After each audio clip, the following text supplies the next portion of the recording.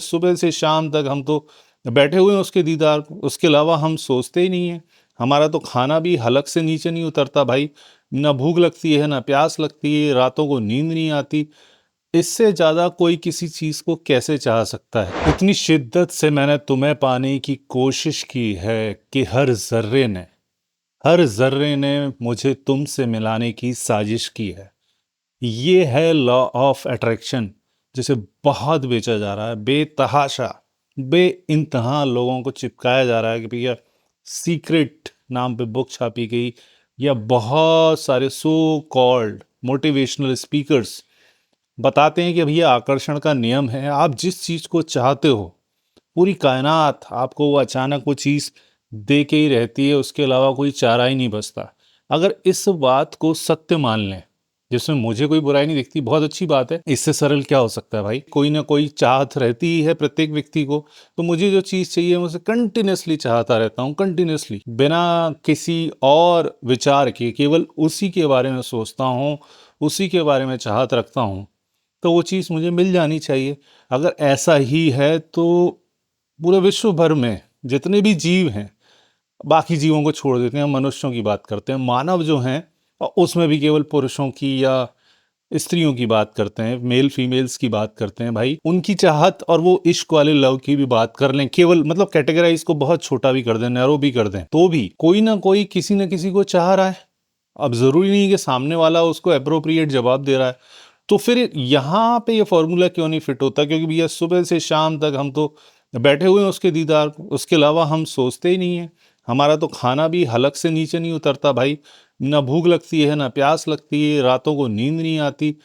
इससे ज्यादा कोई किसी चीज को कैसे चाह सकता है? अभी चीज मैं बोल रहा हूँ उसको जरा छोड़िएगा, उसे अवॉइड कीजिए। चीज से मेरा कहने का तात्पर्य है कि भैया व्यक्ति को अगर चाह रहा है कोई व्यक्ति, तो भाई फिर तो उसे मिल जाना चाहिए ना। लेकिन ऐसा कितने केसेस में होता है, क्यों नहीं होता है? चला इसे समझने की कोशिश करते हैं। लॉ ऑफ अट्रैक्शन काम करता है, यकीनन काम करता है, क्योंकि सृष्टि भी चाहती है कि अगर आपकी चाहत इतनी ज्यादा परिष्कृत है, इतनी ज्यादा पवित्र है, इतनी ज्यादा इंटेंस है किसी चीज को लेने के लिए, तो वो आपको मिलेगी ही मिलेगी। आज नहीं तो कल, कल नहीं तो किसी और जन्म में, किसी और प्रकार में, किसी और परिमाण में।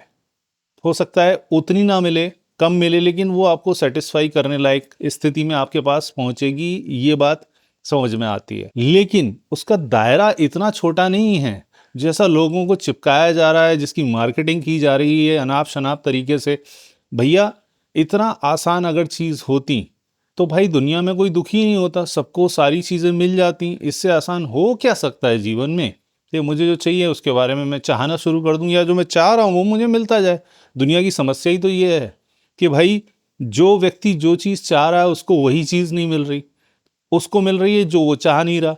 तो सारा बैलेंस बिगड़ा हुआ है। जिसको धन चाहिए उसको धन नहीं मिल रहा, जिसको सेहत चाहिए उसको सेहत नहीं मिल रही, जिसको कुछ और चाहिए उसको वो नहीं मिल रहा, जिसको प्रेम चाहिए उसको प्रेम नहीं मिल रहा, जिससे चाहिए वो नहीं मिल रहा। तो समस्या की तो सारी जड़ यही पर है ना, सबको सब वही मिल जाए जो उनको चाहिए, तो बात ही खत्म हो जाती है। तो मतलब इस पृथ्वी से तो अच्छी कोई जगह ही नहीं होगी, स्वर्ग ही बन जाएगा ये पूरा क्षेत्रफल, और हमारी पूरी धरा ही स्वर्ग बन जाएगी। फिर कहाँ किसी को जाना है? देखा जाए तो होता है इसका उल्टा है कि हम जिसको ज्यादा चाहते हैं, व्यक्तियों के परिप्रेक्ष्य में समझते हैं, वही हमसे दूर होने लगता है, क्योंकि उसको इरिटेशन होने लगेगी कि भैया तुम इतना ज्यादा क्यों चाह रहे हो भाई। वो मतलब फॉर ग्रांटेड लेके चलने लगेगा आपको कि यार ये तो लप्पू झन्ना है, ये तो आगे पीछे मेरे डोलना ही है, इसको तो कुछ करना ही नहीं है। तो वो तो बल्कि इरिटेट होने लगेगा कि भाई ये तो आपने अति कर दी, और अति सर्वत्र वर्जित, excess of everything is bad. So भैया वो तो दूर छटक जाएगा। तो फिर यहाँ पर ये फिलॉसफी कैसे फेल हो जाती है? चीजें इतनी सिंपल और सुपरफिशियल नहीं होती कि उनको केवल ऊपर ऊपर से समझ लो और उनको सत्य मान के इंतजार करने लगो, उस बेसिस पे, उस फिलॉसफी पे, उस थ्योरी पे आंख मूंद के। ये नहीं करना चाहिए। यकीन जो आप चाहते हैं जीवन में आपको वही मिलता है। आप सोच के देखिए, अपने हृदय पे हाथ रख के देखिए, सबकॉन्शियस माइंड और अनकॉन्शियस माइंड जो आपका है, उससे आपने जो चिंतन किया था शुद्ध हृदय से, बिल्कुल निश्चल निष्कपट हृदय से जो आपने चाहा था, वो आपको मिलता है। और ये बात तो बहुत सालों पहले से हमारे खुद के जो भारतीय विचारधारा है, संस्कार हैं, उसमें छिपी हुई है। एक छोटी सी कथा थी जिसे विवेकानंद जी और रामकृष्ण परमहंस जो उनके गुरु थे उनके नाम पे बताई जाती है अब, लेकिन इंपॉर्टेंट वही नहीं है, करेक्टर इंपॉर्टेंट नहीं है, इंपॉर्टेंट है इसका कंटेंट। कि जब वो गुरु की तलाश में रामकृष्ण परमहंस से मिले तो बहुत सारी चीजें हुई। अल्टीमेटली विवेकानंद जी ने बोला कि भाई मेरी जो सबसे बड़ी जो इच्छा है पाने की, वो मैं ईश्वर से भेंट करना चाहता हूँ। तो रामकृष्ण परमहंस ने उनको देखा, समझा और उन्होंने बोला चलो ठीक है। तो वो ले गए नदी के किनारे, कोलकाता में, हुबली। तो नदी के किनारे ले गए और उन्होंने बोला ठीक है भाई, तो मैं ईश्वर के दर्शन करने, ईश्वर से मिलना है, परमात्मा से, तो एक काम करते हैं, कपड़े उतारो, नदी के थोड़ा अंदर चलते हैं, थोड़ा किनारे से अंदर घुसते हैं थोड़ा सा। और वो ले गए अंदर और उन्होंने विवेकानंद जी का, युवा विवेकानंद जी का, नरेंद्र नाथ नाम था तब उनका, सर डुबोया पानी के अंदर। उनको सांस लेने में तकलीफ हुई और थोड़े क्षणों में वो छटपटा के विवेकानंद जी बाहर निकल आए और उन्होंने सांस ली बड़ी बड़ी और उन्होंने बोला गुरुजी ये क्या कर रहे हो? बोले नहीं नहीं, अभी यही प्रैक्टिस है, मैं आपको कुछ समझाना चाहता हूँ। उन्होंने दोबारा विवेकानंद जी का सर जो था वो पानी में डाल दिया और वो छटपटाने लगे। इस बार उन्होंने पूरा फोर्स लगाया रामकृष्ण जी ने कि भैया ये सर ऊपर ना निकाल पाए। बहुत देर छटपटाने के बाद उन्होंने ताकत से सर भड़बड़ाते हुए निकाला विवेकानंद जी ने। उन्होंने बोला गुरुजी मेरे तो प्राण निकल जाएंगे भाई, ऐसा क्या कर रहे हो? तो तीसरी बार भी रामकृष्ण जी ने वही कार्य किया, दोबारा उसकी पुनरावृत्ति की कि उनका सर पानी में घुसेड़ा और उनको सांस लेने में तकलीफ हुई। इस बार उन्होंने थोड़ी और ताकत से रखा और निकलने नहीं दिया उनका सर, और वो भड़बड़ा रहे थे। और फिर लास्ट मोमेंट पे जबकि बिल्कुल ऐसा लगे आदमी को कि मेरे प्राण निकलने वाले हैं, तब उन्होंने वो अपना फोर्स कम किया जिससे विवेकानंद जी का सर बाहर निकला और उन्होंने बड़ी बड़ी गहरी गहरी सांसें ली।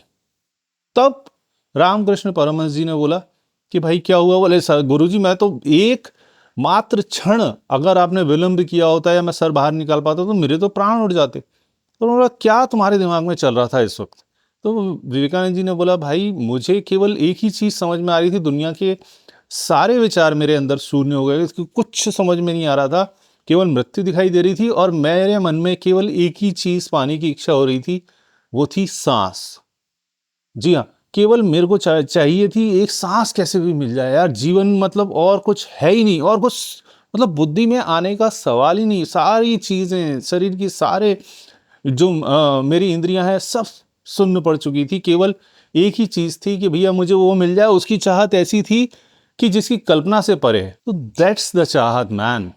कि अगर चाहत का स्तर आपका ऐसा है कि आप उसके बिना बिल्कुल नहीं रह सकते और आपने वो बिल्कुल लिमिट क्रॉस कर दी है चीजों की, अपने तप से, अपने आत्मबल से, अपने अपनी बुद्धि से और अपने एकाग्र चित्त मन से, उस चिंतन से, उस ध्यान योग से अगर आपने उस स्तर को पा लिया है तो चीजें आपके सामने पड़ी होंगी और आप में उसमें इंटरेस्ट आना भी बंद हो जाएगा। तब आपको क्योंकि रियलिटी उसकी समझ में आ जाएगी कि जिस चीज के पीछे मैं भाग रहा था अल्टीमेटली उसका वर्थ तो कुछ है ही नहीं। क्योंकि जब आपको रियलिटी में चीजें दिखाई देने शुरू हो जाती हैं कि यार ये चीज तो मटेरियलिस्टिक है, इसका मेरी मेरी जो यात्रा है, मेरी जो व्यक्तिगत यात्रा है, जो लॉन्ग टाइम जर्नी मेरी चली आ रही है, उसमें इन चीज़ों का कोई महत्व तो नहीं है।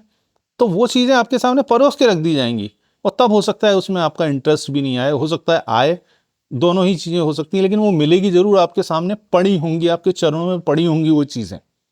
अगर इस लेवल की चाहत आपकी पैदा होती है तो लॉ ऑफ अट्रैक्शन पूरी तरीके से काम करेगा। और यही लॉ ऑफ अट्रैक्शन की परिसीमा है।